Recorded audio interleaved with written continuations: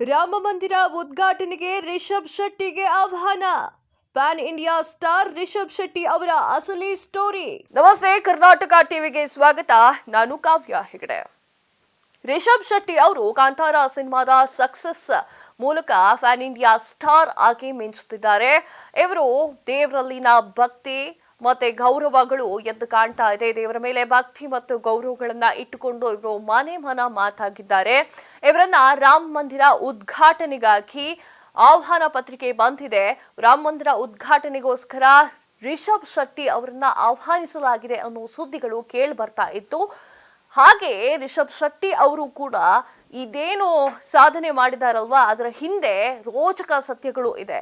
ತುಂಬಾ ಫ್ಲಾಪ್ಗಳನ್ನ ನೋಡಿ ಜೀವನದಲ್ಲಿ ಕಷ್ಟವನ್ನ ಅನುಭವಿಸಿ ಈ ಸ್ಥಾನಕ್ಕೆ ಬಂದಿದ್ದಾರೆ. ಹಾಗಾದ್ರೆ ಅವರ ಜೀವನ ಶೈಲಿ ಮೊದಲು ಹೇಗಿತ್ತು, ಇದರ ಬಗ್ಗೆ ಇಲ್ಲಿದೆ ಸಂಕ್ಷಿಪ್ತ ಮಾಹಿತಿ.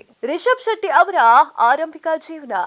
ರಿಷಬ್ ಶೆಟ್ಟಿ ಅವರು 1983 ಜುಲೈ 7ರಂದು ಉಡುಪಿ ಜಿಲ್ಲೆಯ ಕುಂದಾಪುರ ತಾಲೂಕಿನ ಕೊಡಚಾದ್ರಿ ಬೆಟ್ಟದ ಪಕ್ಕ ಕೆರಾಡಿ ಊರಿನಲ್ಲಿ ಜನಿಸಿದ್ದಾರೆ. ಇವರ ಮೂಲ ಹೆಸರು ಪ್ರಶಾಂತ್. ಶಾಲಾ ಶಿಕ್ಷಣವನ್ನ ಕುಂದಾಪುರದಲ್ಲಿಯೇ ಮುಗಿಸಿದ ರಿಷಬ್ ಬಿಕಾಂ ಮಾಡಲು ಬೆಂಗಳೂರಿನ ವಿಜಯ ಕಾಲೇಜಿಗೆ ಸೇರ್ಕೊಂಡ್ರು. ಇವರು ಚಿಕ್ಕ ವಯಸ್ಸಿನಲ್ಲೇ ಉಪೇಂದ್ರ ಅವರು ನಟಿಸಿ ನಿರ್ದೇಶನ ಮಾಡ್ತಾ ಇರುವುದನ್ನ ನೋಡ್ತಾನೆ ಇದ್ರು. ಅಲ್ಲಿಂದ ಉಪ್ಪಿ ಹೆಸರು ಕೇಳಿದ್ರೆ ಸಾಕು ಎದ್ದು ಕುಳಿತುಕೊಳ್ತಿದ್ರು. ಅಷ್ಟರ ಮಟ್ಟಿಗೆ ಪ್ರಭಾವಿತರಾಗಿದ್ರು. ಅವರಂತೆ ಆಗಬೇಕು ಎನ್ನುವ ಹಠ ಮನಸ್ಸಿನಲ್ಲಿ ಉಳಿದಿತ್ತು. ಹೀಗಾಗಿ ಕುಂದಾಪುರದಲ್ಲಿರುವಾಗ ನಾಟಕ ಹಾಗೂ ಯಕ್ಷಗಾನ ಮಾಡುವ ಮೂಲಕ ರಂಗಭೂಮಿಯನ್ನ ಪ್ರವೇಶಿಸಿದ್ರು. ಹೀಗೆ ಬೆಂಗಳೂರಿನಲ್ಲಿ ಓದುತ್ತಿರುವಾಗಲೂ ನಾಟಕದಲ್ಲಿ ಭಾಗವಹಿಸುತ್ತಿದ್ರು. ಅಂದುಕೊಂಡಂತೆ ಕೈ ಹಿಡಿಯದ ಬಿಸ್ನೆಸ್. ಹೌದು, ಬಿಕಾಂ ನಂತರ ರಿಷಬ್ ಶೆಟ್ಟಿ ಬೆಂಗಳೂರಿನ ಕೋರಮಂಗಲ, ವಿಲ್ಸನ್ ಗಾರ್ಡನ್ ಸುತ್ತಮುತ್ತ ಏರಿಯಾದಲ್ಲಿ ವಾಟರ್ ಬಿಸ್ನೆಸ್ ನಿಂದ ಬಳಿಕ ದೊಡ್ಡ ಬಂಡವಾಳವನ್ನ ಹಾಕಿ ಹೋಟೆಲ್ ಬಿಸ್ನೆಸ್ ಅನ್ನ ಶುರು ಮಾಡಿದ್ರು. ಆದ್ರೆ ಅದು ಅಂದುಕೊಂಡಂತೆ ಆಗ್ಲಿಲ್ಲ. ಪೂರ್ತಿ ನಷ್ಟ ಅನುಭವಿಸಬೇಕಾಯಿತು. ಇದಾದ ಬಳಿಕ ಬಹಳಷ್ಟು ಟೀಕೆಗಳು, ಮಾತುಗಳು ಕೇಳ್ಬರ್ತಾ ಇತ್ತು. ಸಿನಿಮಾದಲ್ಲಿ ದುಡ್ಡು ಹಾಕಿ ಕಳೆದುಕೊಂಡು ಬಿಟ್ಟ ಅಂತ ಜನರು ಮಾತನಾಡ್ಕೊಳ್ತಿದ್ರು. ರಿಷಬ್ ಧಾರವಾಹಿಯಲ್ಲಿ ಕೂಡ ಕೆಲಸ ಮಾಡಿದ್ದಾರೆ. ನಿರ್ಮಾಪಕರ ಬಳಿ ಡ್ರೈವರ್ ಆಗಿ ಹೋಟೆಲ್ ಕೆಲಸ, ಹೋಟೆಲ್ ಮಾಲೀಕ, ಸೇಲ್ಸ್ ಮ್ಯಾನ್ ಕೆಲಸವನ್ನು ಕೂಡ ಮಾಡಿದ್ದಾರೆ. ರಿಷಬ್ ಶೆಟ್ಟಿ ಅವರ ಸಹಾಯಕ ನಿರ್ದೇಶಕರಾಗಿ ಕೆಲಸ ಮಾಡಿದ ದಿನಗಳು. ಬಳಿಕ ಪರಿಚಯಸ್ಥರ ಮೂಲಕ ಎಂಎಂಆರ್ ರಮೇಶ್ ಅವರನ್ನ ಭೇಟಿ ಮಾಡಿ ಅವರ ಬಳಿ ಸಹಾಯಕ ನಿರ್ದೇಶಕರಾಗಿ ಕೆಲಸವನ್ನ ಮಾಡ್ತಿದ್ರು. ಆಗ ರಮೇಶ್ ಸೈನೈಟ್ ಸಿನಿಮಾ ನಿರ್ದೇಶಿಸುತ್ತಿದ್ರು. ನಂತರ ಜಾಗ್ ಮಂಜು ಅವರ ಮೂಲಕ ರವಿ ಶ್ರೀವಾತ್ಸವ್ ಜೊತೆಗೆ ಸೇರಿಕೊಂಡ್ರು. ರವಿ ಶ್ರೀವಾತ್ಸವ್ ಅವರ ಗಂಡ ಹೆಂಡತಿ ಸಿನಿಮಾ ಕೂಡ ಮಾಡಿದ್ರು. ಈ ಸೆಟ್ನಲ್ಲಿ ಕ್ಲಾಪ್ ಬಾಯ್ ಆಗಿ ರಿಷಬ್ ಶೆಟ್ಟಿ ಅವರು ಕೆಲಸ ಮಾಡಿದ್ರು. ಇನ್ನು ರಿಷಬ್ ಶೆಟ್ಟಿ ಅವರ ಸಿನಿ ಜೀವನ. ರಿಷಬ್ ಶೆಟ್ಟಿ ಅವರು 2010ರಲ್ಲಿ ನಮ್ ಏರಿಯಾದಲ್ಲಿ ಒಂದಿನ ಎಂಬ ಸಿನಿಮಾದಲ್ಲಿ ಹೆಸರಿಲ್ಲದ ಪಾತ್ರದಲ್ಲಿ ನಟಿಸುವ ಮೂಲಕ ನಟನೆಗೆ ಎಂಟ್ರಿ ಕೊಟ್ರು. ಅನೀಶ್ ಹಾಗೂ ರಕ್ಷಿತ್ ಶೆಟ್ಟಿ ಅಭಿನಯಿಸಿದ್ದ ಈ ಸಿನಿಮಾ ಮೂಲಕ ಕನ್ನಡ ಚಿತ್ರರಂಗಕ್ಕೆ ಪಾದಾರ್ಪಣೆಯನ್ನ ಮಾಡಿದ್ರು. ಈ ವೇಳೆ ರಿಷಬ್ ಅವರಿಗೆ ರಕ್ಷಿತ್ ಪರಿಚಯವಾಗಿತ್ತು.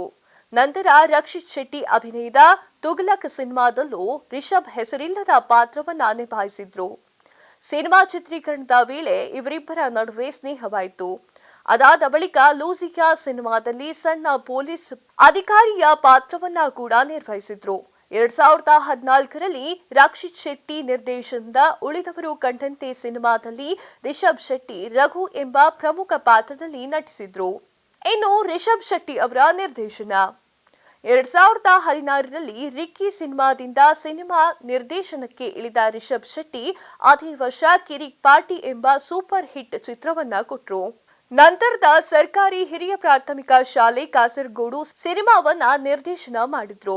ಈ ಸಿನಿಮಾ ಸೂಪರ್ ಹಿಟ್ ಆಗೋದಲ್ಲದೆ 66ನೇ ರಾಷ್ಟ್ರೀಯ ಚಲನಚಿತ್ರೋತ್ಸವದಲ್ಲಿ ಅತ್ಯುತ್ತಮ ಮಕ್ಕಳ ವಿಭಾಗೀಯ ರಾಷ್ಟ್ರ ಪ್ರಶಸ್ತಿಯನ್ನ ಪಡೆದುಕೊಂಡಿತು. 2019ರಲ್ಲಿ ಬೆಲ್ ಬಾಟಮ್ ಸಿನಿಮಾದಲ್ಲಿ ನಾಯಕರಾಗಿ ನಟನೆಯನ್ನ ಮಾಡಿದ್ರು.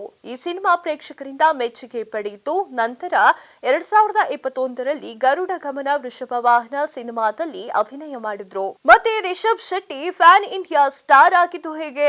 2022ರಲ್ಲಿ ರಿಷಬ್ ಶೆಟ್ಟಿ ನಿರ್ದೇಶಿಸಿ ನಟಿಸಿರುವ ಕಾಂತಾರ ಚಿತ್ರ ಕನ್ನಡ ಚಿತ್ರರಂಗದಲ್ಲೇ ಹೊಸ ಇತಿಹಾಸವನ್ನ ಸೃಷ್ಟಿ ಮಾಡಿತ್ತು. ನಿರೀಕ್ಷೆಗೂ ಮೀರಿ ಅದ್ಭುತ ಯಶಸ್ಸು ಗಳಿಸಿರುವ ಕಾಂತಾರ ಚಿತ್ರ ಬಾಕ್ಸ್ ಆಫೀಸ್ನಲ್ಲಿ ಸಖತ್ ಸದ್ದು ಮಾಡಿತ್ತು.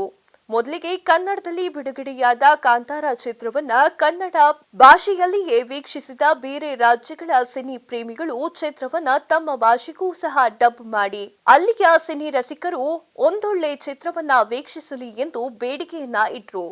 ಹೀಗೆ ಕಾಂತಾರ ಚಿತ್ರದ ಡಬ್ಬಿಂಗ್ ಕುರಿತು ವ್ಯಾಪಕ ಮನವಿ ಬಂದ ಕಾರಣ ಹೊಂಬಾಳೆ ಫಿಲ್ಮ್ಸ್ ಕಾಂತಾರ ಚಿತ್ರವನ್ನ ತೆಲುಗು, ತಮಿಳು, ಮಲಯಾಳಂ ಹಾಗೂ ಹಿಂದಿ ಭಾಷೆಯಲ್ಲೂ ಬಿಡುಗಡೆ ಮಾಡಿದ್ರು.